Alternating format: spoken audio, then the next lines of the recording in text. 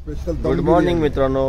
तर दिवस दुसरा आहे आणि आम्ही ज्या हॉटेलला थांबलो त्यांचं इथे नॉनव्हेजसाठी आहे आणि त्या बाजूला व्हेजसाठी आहे। तर आम्ही आज व्हेज नाश्ता केलेला आहे आणि जरा हे हॉटेल बघायला आलो होतो नॉनव्हेजचं, पण बंद आहे त्यांचं। आणि ही सकाळ, पुण्यातली सकाळ बघा,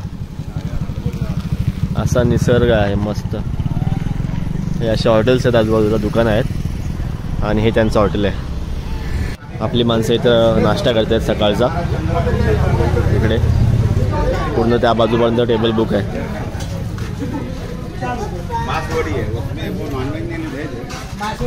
सर्व नाश्ता करतात।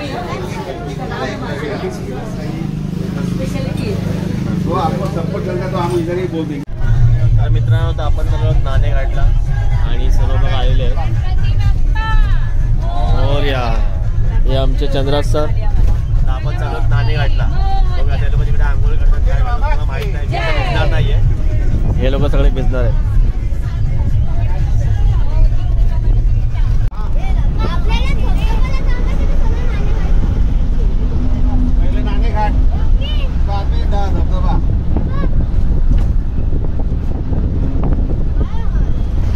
तर आता आपण आलो नाणेघाटामध्ये।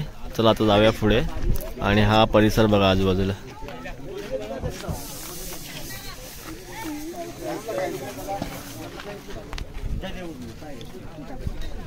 वलती चालायचंय, चालायचं इथे वलती वलती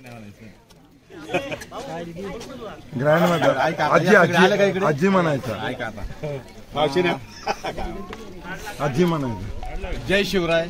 माझं नाव सुरेश डाके, राहणार घाटघर, तालुका जुन्नर, जिल्हा पुणे। माझा मोबाईल नंबर आहे 9359774445। इथलं स्थानिक असल्यामुळं आपल्याला नाणेघाटाबद्दलची, शेजारी गोना घाटाबद्दलची, रिवास वॉटरफॉलची, जीवधनगडाची आणि जुन्नर तालुक्यात असणाऱ्या सगळ्या गडकिल्ल्यांची माहिती आहे ती आपण ऐकायची।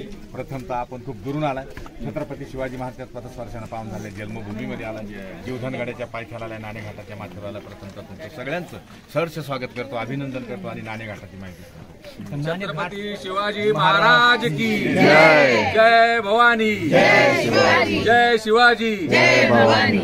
आणि याबद्दल मी आपल्याला माहिती सांगतोय नाणेघाटाची। नाणेघाट म्हणजे काय? इथं भारतातील आहे, महाराष्ट्रातील, जगातले लोक इथे लागले। आता काल माझ्याकडे उत्तर कोरियाचे लोक होते, म्हणजे उत्तर कोरियापर्यंत नाणेघाट पोहोचलाय।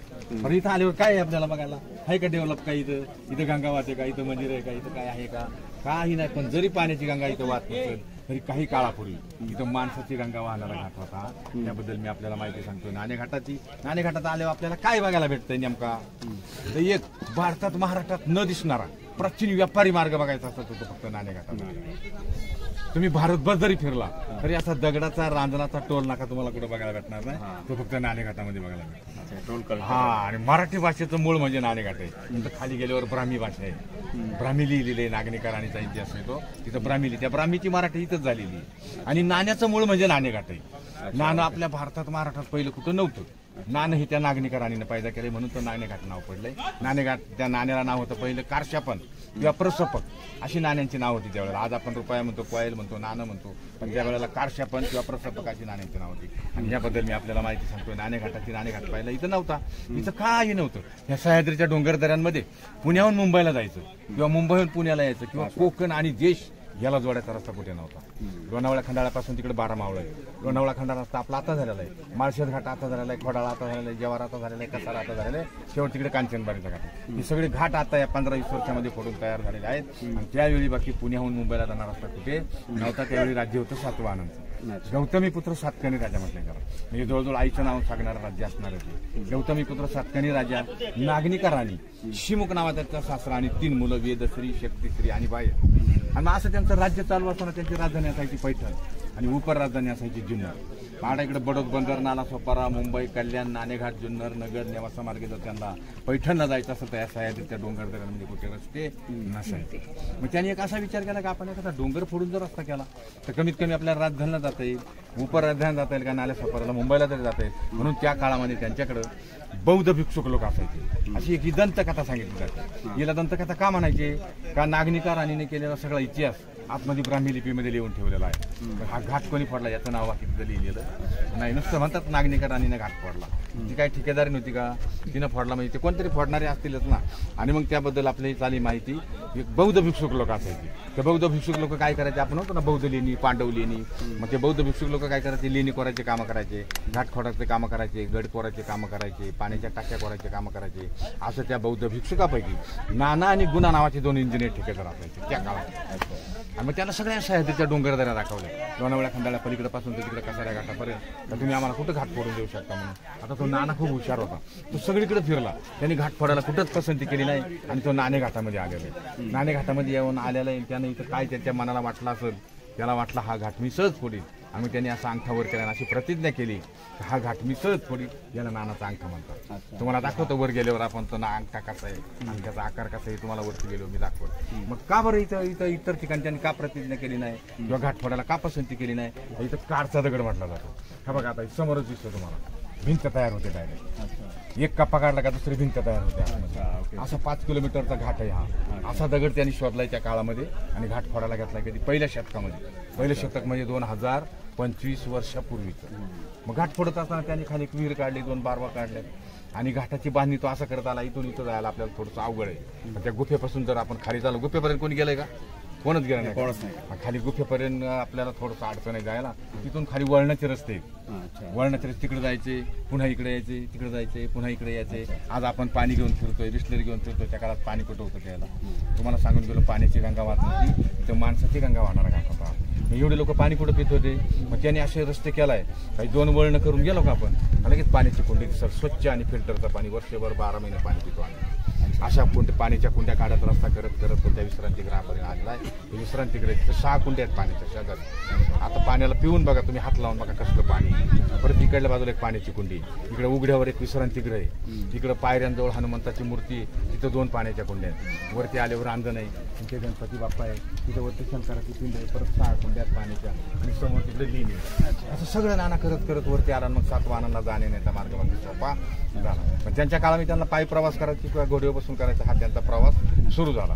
पण त्यांच्या काळामध्ये तिकडं बडोद बंदर, नाला सोपारा, मुंबई कल्याण चुकून जो काही समुद्रमार्गे जहाजामार्गे येणारा जो काही व्यापारी वर्ग असायचा तो बाकी नाणे घाटाने वर आणला जायचा. आणि मग तो हे असल्यामुळं राजा असल्यामुळं कर जमा केला जायचा. मग सगळा कर जमा करून आणून आपल्या छत्रपती शिवाजी महाराजांच्या काळापर्यंत कर जमा केला जात होता. आजही होत असेल आपल्याला माहित नाही. मग तो कर जमा करून आणायचा सगळा आणि या राजनामध्ये टाकला जायचा. हा जकातीचा राजांच्या काळात म्हणजे आजचा आपला टोल नाका. मग सगळं आणून त्याच्यामध्ये जमा करायचं आणि संध्याकाळ झाली का त्यातलं काय निघल ना धन ते काढायचं. आणि त्याच काळामध्ये त्यांनी नाणेघाटाचा शिल्लेदार म्हणून वरती जीवधन केला तयार केला. काय जीवधन केलेला बघायला आपल्याला जुन्नरदारावजे, कल्याणदारावजे, जिवाई मंदिर आहे, शंकराचं मंदिर आहे, गणपती मंदिर आहे, सगळीकडं चढ बांधले 30-22 पाण्याचे हौदे आणि अशी गुफा तयार केली. अशी 50 फूट आहे, जवळजवळ 70 फूट उंच आहे, 150 फूट आतमध्ये अंधारामध्ये. आणि मग रोज हे काही धन सापडेल ते काढायचं इथून आणि वरती जीवधनला नेऊन ठेवलं जायचं. त्याचं नाव काय ठेवलं, जीवधन, जीवाला लागणारं धन म्हणून जीवधन किंवा जिवाई देवी म्हणून जीवधन. आणि मग त्यांचा मार्ग सोपा झाला, त्यांचं जाव येऊ सुरू झाली. पण या मार्गाला प्राचीन व्यापारी मार्ग म्हटले.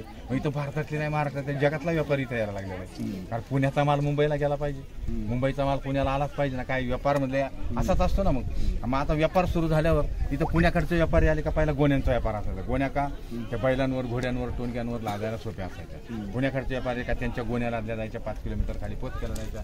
खालच्या व्यापारी आले का त्यांच्या गोण्या लादल्या जायच्या, वर आणल्या जायच्या आणि बैलगाडी मार्फत उपर राजधानी जुन्नरला पोच केला जायचा. असा हा व्यापार चालू असताना नागनिका राणीचं राज्य म्हणजे चांगल्या प्रकारचं राज्य होतं. पहिली राणी होऊन गेली नागनिका, दुसरी राणी होऊन गेली आपली जिजाऊ मासाहेब. मध्यंतरी अनेक राण्या झाल्या पण त्यांची काही एवढी ख्याती नाही. मग तिच्या नावाचं तुम्हाला सांगून गेलं, तिनं नाणं काढलं होतं. म्हणजे ते चांदीचं असेल किंवा धातूचं असेल, पण नाणं हे तिनं पैदा केलं होतं. नाणं आपल्या भारतात पहिलं नव्हतं. मग ते नाणं प्रत्येक व्यापाऱ्यांना राजनात टाकायचे तेव्हा खाली जायचे, नाणं टाकायचे तेव्हा वर यायचे. असा थोडा थोडा व्यापार म्हणता इतका मोठा व्यापार सुरू झाला. कधी दिवसाला 1 वेळा, कधी 2 वेळा नाण्याने रांजण भरला जायचा. आता आपली किती शहर आल्यावर रांजण एकदा भरू शकतो. तुमचा पुणे येऊ द्या, मुंबई येऊ द्या, नाशिक येऊ द्या, किती शहर आली रांजण एकदाही भरू शकत नाही. काय नाणं म्हणजे काय एवढं होतं का? नाण्यासारखंच नाणं असतं ना. 2-2 वेळा जर रांजण भरत असतं तर त्यावेळेला लोक चालत असेल. म्हणून तुम्हाला सांगून गेलं पाहिजे, पाण्याची गंगा वाहत नव्हती, तिथं माणसाची गंगा वाहणार नाही. आणि मग त्यांचं राज्य चालू असताना त्यांचा व्यवहार चालू होता, व्यापार सुरू झाला, सगळं झालंय. पण मग इथं गर्दी वाढायला लागली.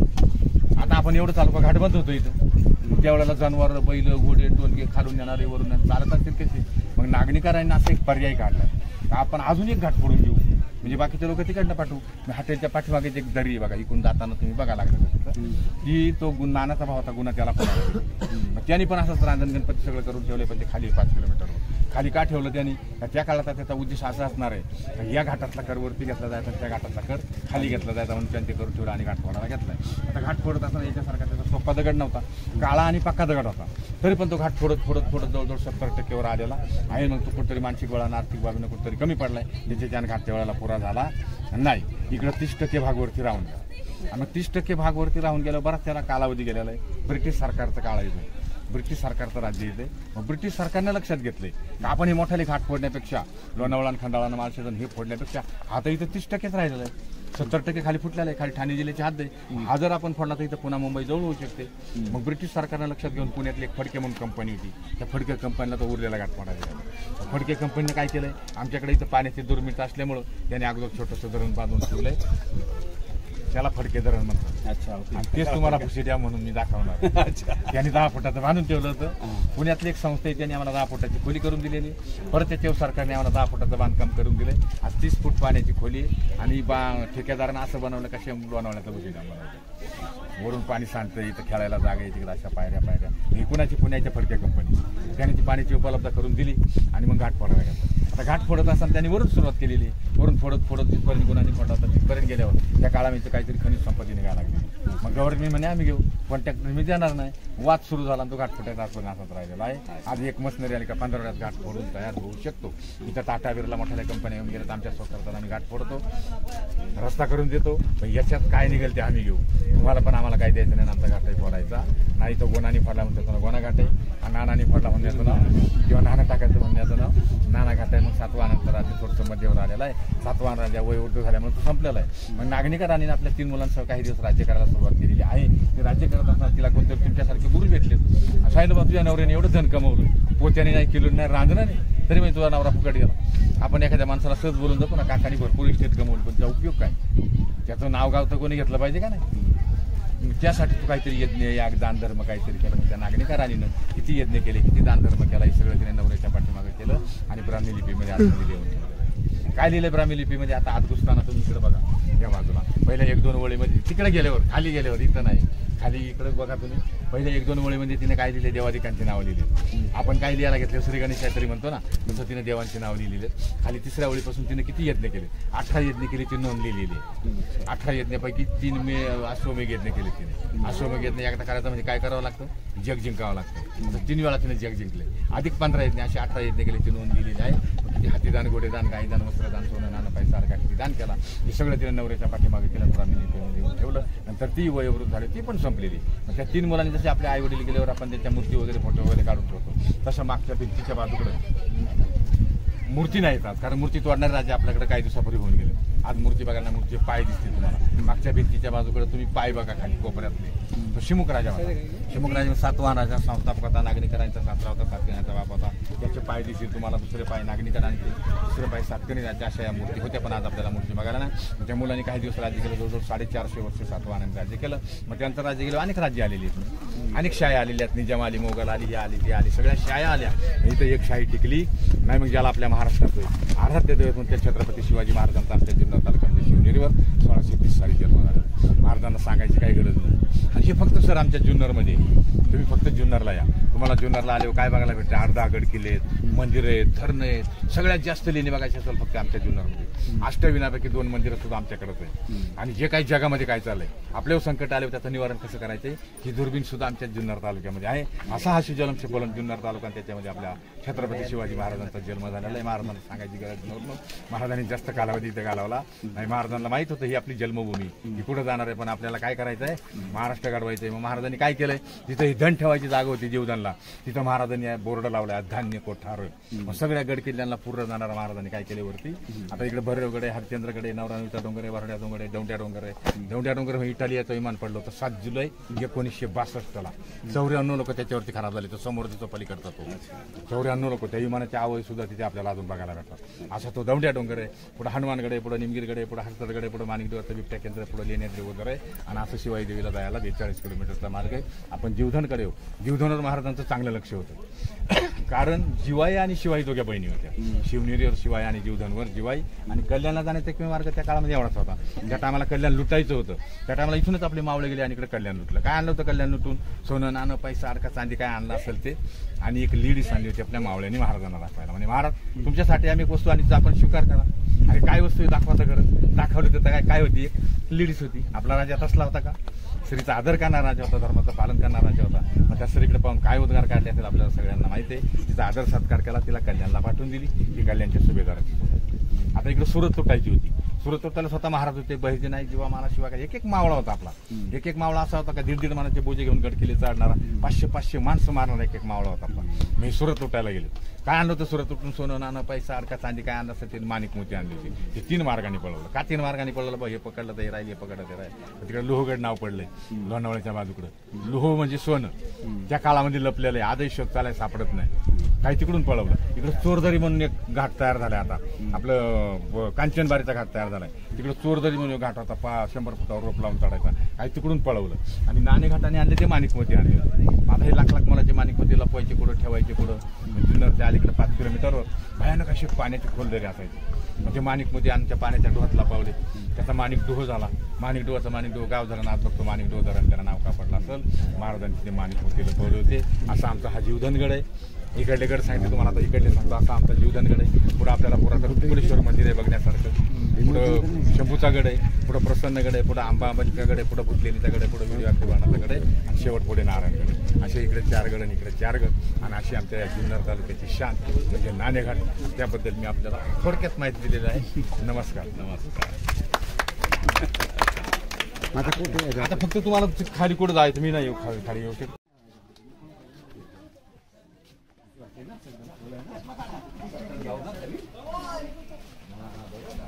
तर आता आपण खाली जात आहोत बघण्यासाठी. आणि उतरण बघा काय डेंजर आहे. बघा किती भारी, एक नंबर. खाली एकदम दरी अजून. आणि हे ते असं आहे बनवले गुफा टाईप. ती इथे आहे ब्राह्मी लिपी राणीने लिहिलेली ती.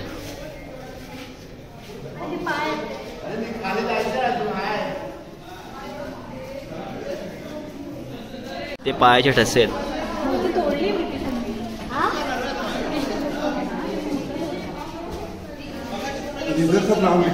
हाँ वो ब्राह्मी लिपि और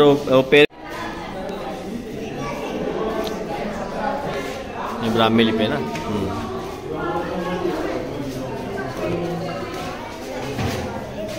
हे आहे ते रांजण ज्याच्यामध्ये नाणे जमा केली जायची.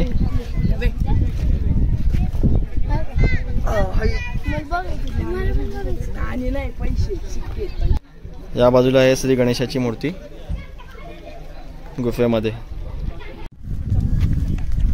आता आपण चाललो आहोत वॉटरफॉलला चाललो आहोत. चला जाऊया पुढे. आपले माणसं सगळे पाठून चालत येत आहेत आणि लहान लहान मुलं गेलेत पुढे.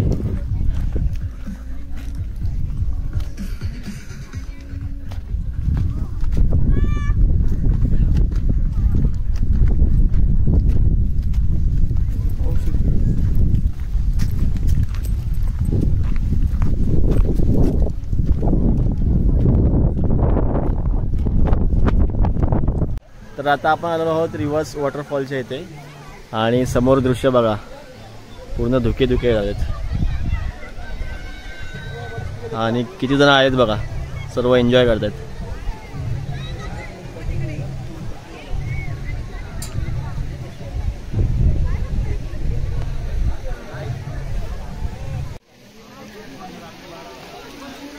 आता बघा एकदम क्लिअर झाले ऑलमोस्ट. धुके कमी कमी होत आहेत. मगाशी तर काय दिसत नव्हतं. खाली बघा सर्व दिसतंय.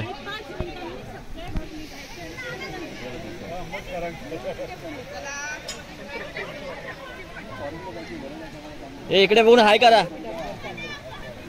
इकडे बघून हाय करा. इकडे इकडे इकडे आतून आतून हाय करा. हाय करा इकडे कॅमेऱ्यात.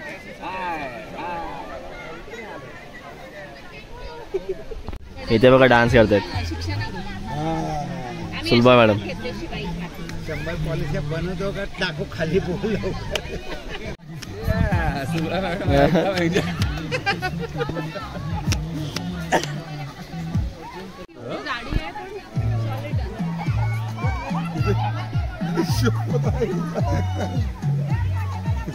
बिंदास आहे, बिंदास आहे. सुलभा मॅडम बिंदास आहे.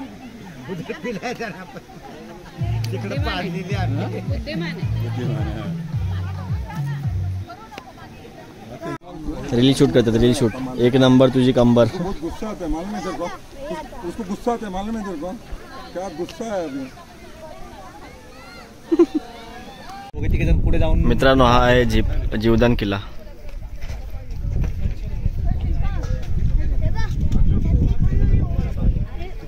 धुकं गेल्यामुळे त्याला चांगला दिसतंय ना, क्लिअर दिसतंय. ह्या बाजूला आहे नाणांचा अंगठा, म्हणजे नाणे घाटाचं ही मूठ आहे आणि हा अंगठा आहे असा. अशा ह्याच्यामध्ये नाणेघाटामध्ये. आता आम्ही चाललो डॅम वरती, डॅम बघायला. आणि समोर डोंगर बघा एका लाईनीत आहेत. तर हा आहे डॅम. आणि डॅम बघा एकदम बुशी डॅम सारखाच आहे, म्हणजे स्टेप आहेत बघा. ह्या बुशी डॅमला पण असंच आहे.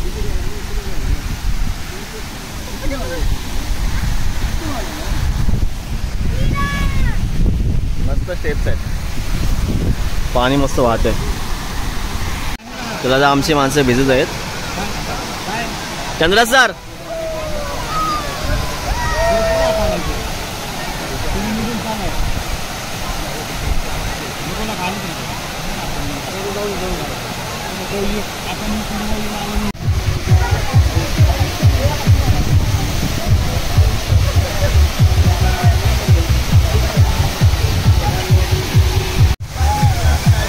डान्स करतात, डान्स.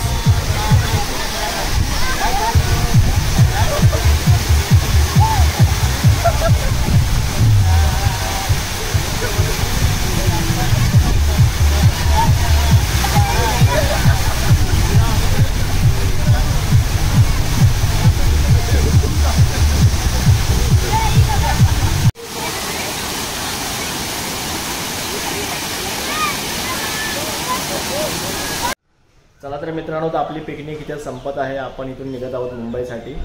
आणि हा असा रूम घेतलेला आम्ही इथे राहण्यासाठी इथे. आणि ह्या बाजूला एक आहे ते रूम. आणि असं इथे वातावरण. आणि आता आम्ही निघत आहोत. चला खाली जाऊया, खाली भेटूया आपल्या माणसाला.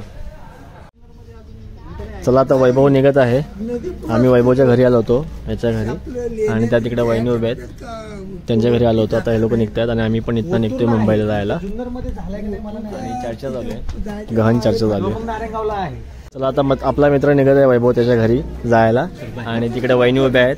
तर तुला कसं वाटलं आमच्यासोबत? छान. आणि आम्हाला पण खूप छान वाटलं तुझ्या गावी येऊन. खूप मजा आली, खूप एन्जॉय केलं. आणि तुझं घर बघून पण खूप छान होतं, मस्त घर आहे तुझं. चला वहिनी बाय बाय, भेटू पुन्हा एकदा येऊ आम्ही. चला बाय बाय. आता आपण पण निघतोय, आम्ही पण निघतोय मुंबईसाठी. हे माणसं उभे आहेत. चला.